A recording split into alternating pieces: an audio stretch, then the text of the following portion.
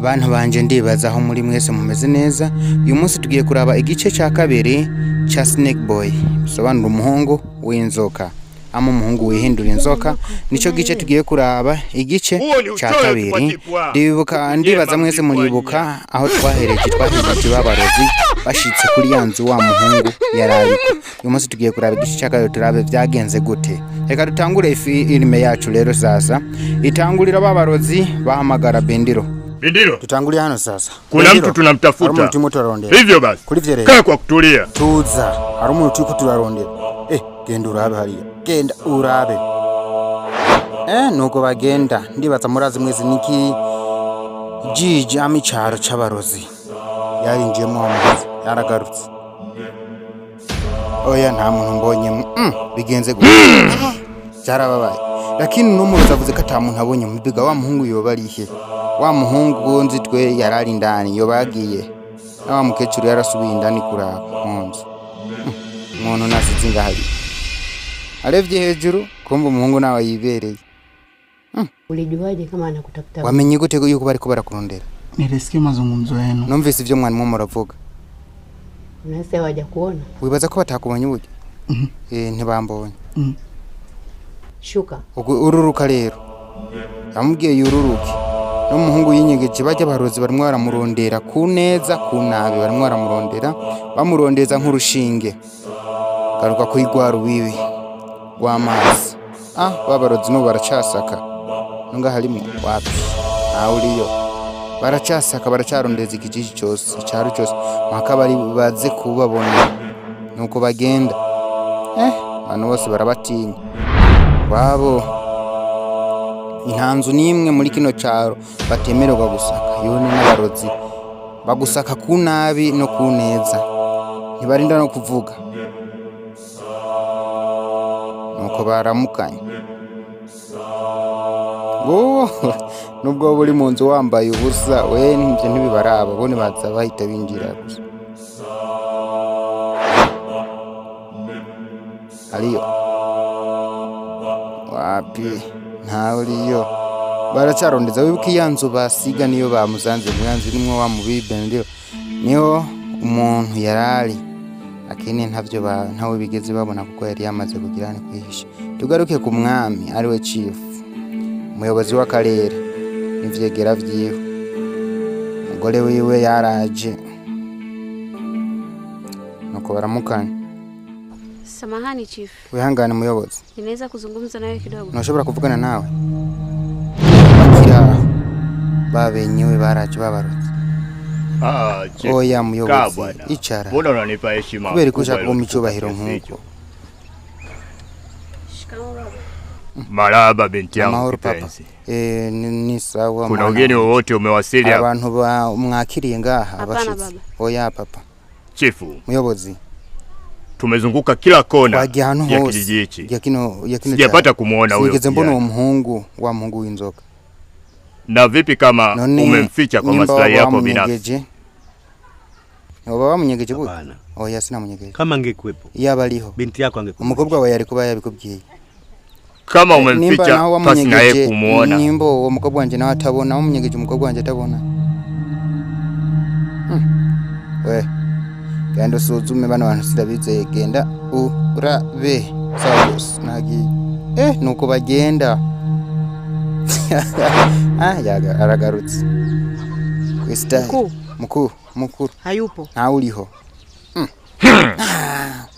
Chifu muyobozi nahitaji uitishe kikao leo saa 10. Uyu munsi saa 10. Natumaini itakuwa hivyo. Bibaza kuba nkuko mtawala wangu muyobozi wanje mtukufu wangu mwirande wanje shararaka nuko kivuga amajambo yoroheje ariko urimo urakiraba ni kigome. Amubwiye hamagaza nama ya Himaya agacu Zoya gace kanzoya. Mnafahamu chifu wenu. Ndibaza muranzi. Sio muongeaji sana. Simvuga cyane. Kikao hiki namteua mke wangu.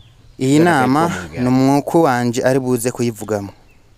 Ndamuhaye ijambo. Heshima hii ulionipa kiongozi wangu. Nishimiye umwanya umpaye muyobozi wanje mwiranda wanje. Himaya Zoya Yanzoya Nadhani mnajua kuna mgeni hapa kijijini. Hariho umushitsi muri kino kijiji. Hivyo basi. Kuri ivyo rero. Yoyote atakayemuona mgeni huyo kumubona, asisite kunipa taarifa. Aze kumbwira. Na yoyote atakayemuona mgeni huyo kumubona, akachukua maamuzi ya kumuhifadhi yo kumuhisha. Najua mnajua kitakacho. Ndibaza murazi kiza kumukuta. Ndibaza murazi ikintu aza guhura naco. Ndibuze kumwica n'umurozi twabonye bakina n'umwami aramutinya. Nuko bigiriye baragurutse. Ubwo nibwo busafiri bwabo niko bagenda. Abantu bose bakimara kumva inama barigiriye. Basanzwe bazi yuko bajya barozi atamigino bagira. N'umwami nawe ubwiye umengo nta jambo afise. Mtukufu chifu. Muyobozi chifu, muyobozi. Utawala wako, ubuyobozi bwawe unapoteza mvuto. Urimwo burabura kwa watawala. Umuvuto ntubugikurura abantu. Maana kubera yuko mtawala umuyobozi anatawaliwa. Aratwagwa. Uri umuyobozi ariko aratwagwa. Kama itaendelea hivi. Kandi bino bintu ntivyabandanya nkuko. Kuna hatari kubwa naiona. Hariho ikibazo imbere yacu. Akivuga umugore wiwe, umugore w'umwami yaraje. N'umwana wa Nimekasha mazungumzo yenu.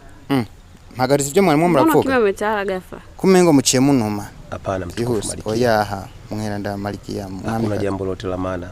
Nta kintu na kimwe twaramwo turavugana gifisha akamaro. Hivyo kuri ivyo rero ningeomba niwaache. Nagomba ndabasige mwe muraganira. Nuko yamubwiye amajambo yaramwe namubwiye yuko atarondeye uburyo ashobora gukora azoguma atwagwa kubera ubwami bwiwe butwagwa na so w'uyu mukobwa na so w'uyu mwamikazi. Umwami ni nkata jambo afise garici nibyo bamwe baratera inzuzi. Ndibaza imbara abarotsi nabo nyene ntumbazi. Hari umugore wa mugabo umwegereye umwami yaje kuraba.